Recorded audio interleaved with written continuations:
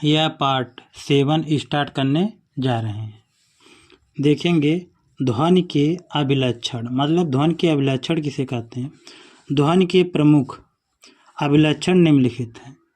पहला देखेंगे हम क्या है, तारत्व या पिच, मतलब कहा जा रहा है पहला आपका है तारत्व अथवा पिच। देखेंगे क्या है, तारत्व ध्वनि का वह गुण है जिससे ध्वनि का मोटा या पतला या महीन होना ज्ञात होता है। मतलब तारत्व इसे कहते हैं या किसी व्यक्ति की आवाज़ मोटी है या पतली है तो उसके जो है महीन आवाज़ को ही क्या कहा जाता है, तारत्व अथवा पिच कहा जाता है। जैसे में पुरुषों की आवाज़ मोटी होती है और स्त्रियों की आवाज़ पतली होती है, तो इनका मतलब यही है कि जिसमें जो है मोटी आवाज़ होती है उसका तारत्व अधिक होता है जिसमें कम होती है, स्त्रियों में कम होती है, इसका तारत्व मतलब क्या होता है, कम होता है। ठीक, आगे देखेंगे मोटी ध्वनि को निम्न तारत्व की ध्वनि कहते हैं। मतलब मोटी जो ध्वनि होती है उनमें तारत्व क्या होता है, निम्न होता है। निम्न तारत्व जिसमें होता है उसे मोटी ध्वनि कहते हैं। अकारा पतली ध्वनि को उच्च तारत्व की ध्वनि कहा जाता है माने समझेंगे इसको, जिसमें मतलब मोटी आवाज़ होती है उसमें निम्न तारत्व माने कम पाया जाता है, और जो पतली आवाज़ आपकी होती है उसमें तारत्व उच्च तारत्व होता है, उसी मतलब उसकी ध्वनि कहा जाता है, ध्वनि कहते हैं उसे।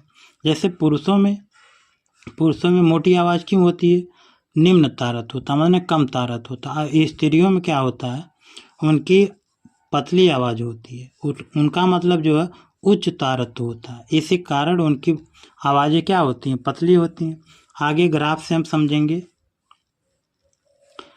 तरंग विक्षोभ, माने कहा जा रहा है कि इस पे जो चलता है वो क्या होगा, तरंग विक्षोभ होता है। ग्राफ कैसे चलता है, यहाँ से चलेगा इसी तरह चलता चला जाता है, तो इस पे समय दर्शाया जाता है। तो यह किसकी ध्वनि है, यह मोटी आवाज़ की तारत्व की ध्वनि है। तो यह कहा जा रहा है निम्न तारत्व की ध्वनि की तरंग है। यह किसकी है, यह निम्न तारत्व की ध्वनि की तरंगें इस तरह चलती हैं, तो इनमें मोटी आवाज़ें पाई जाती हैं। आगे देखेंगे तरंग विक्षोभ, यह जो क्या होता है, यह पतली आवाज़ होती है, तो यह स्त्रियों में पाई जाती है, यह पुरुषों में पाई जाती है। तो स्त्रियों में आवाज़ की तरह तो कैसे चलता है, यह बहुत करीब मतलब बहुत पास होके चलता है, समय दर्शाया जाता है। यह आपका होता है उच्च तारत्व की ध्वनि की तरंगे। यह जो पतली या महीन आवाज़ होती थी यह स्त्रियों में पाई जाती है, इनमें तरंग जो है इस तरह चलती है। अब पुरुषों में तरंग जो इस तरह चलती है, इसकी वजह से उनकी आवाज़ें क्या होती है, मोटी होती हैं, और स्त्री की आवाज़ क्या होती है, पतली होती है। उनमें ग्राफ जो बहुत करीब बहुत पास चलता है। आगे देखेंगे प्रबलता।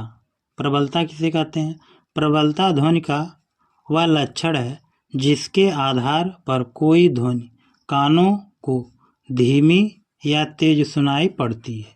मतलब कि आपकी प्रबलता क्या होती है, यह ध्वनि का मतलब लक्षण होता है कि जो ध्वनि जो है कानों तक या धीमी सुनाई दे या आपको मतलब तेज सुनाई देती, उसी को क्या कहा जाता है, प्रबलता कहा जाता है। आगे देखेंगे जब कोई ध्वनि हमें धीमी सुनाई पड़ती है तो प्रबलता कम होती है। जब हम कोई आदमी बोलता है बहुत धीमी स्वर में नहीं सुनाई पड़ता, तो इसका मतलब है कि उनमें जो है प्रबलता मतलब क्या होती है, कम होती है, इसी की वजह से वह आवाज़ें क्या होती है, बहुत धीमी होती है। आगे देखेंगे जबकि तेज सुनाई पड़ने वाली ध्वनि की प्रबलता अधिक होती है, जो आपको बहुत तेजी सुनाई देती है उनमें प्रबलता क्या होती है, बहुत अधिक होती है। इनका ग्राफ देखेंगे हम।